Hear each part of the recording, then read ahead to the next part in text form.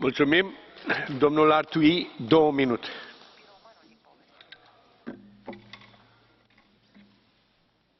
Pardonnez-moi. Monsieur le Président de la Banque centrale, cher rapporteur, chers collègues, au moment où notre législature touche à son terme, nous allons nous prononcer sur le rapport de la Banque centrale. Heureux concours de circonstances, nous avons célébré ce matin le 20e anniversaire de l'euro.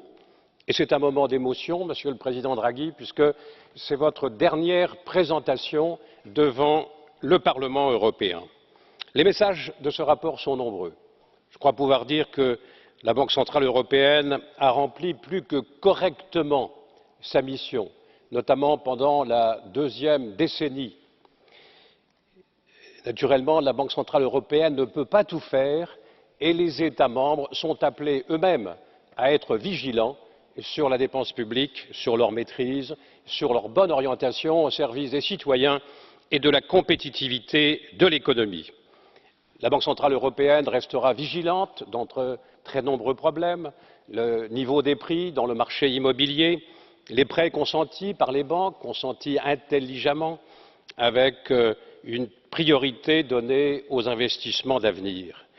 Je pense que le succès reconnu de l'euro est un prodige, car il y a 20 ans, nous avons fait naître, et c'est une situation unique au monde, nous avons fait naître une monnaie sans État.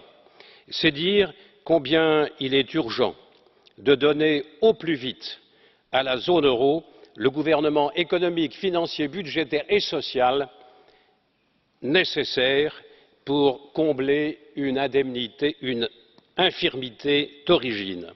Alors que le multilatéralisme est mis en cause, que la guerre économique mondiale menace, je pense qu'il serait bon que nous ayons l'ambition de faire de l'euro une arme, comme le font les États-Unis, à savoir qu'ils peuvent, dans certaines circonstances, sanctionner des banques et des entreprises de pays tiers.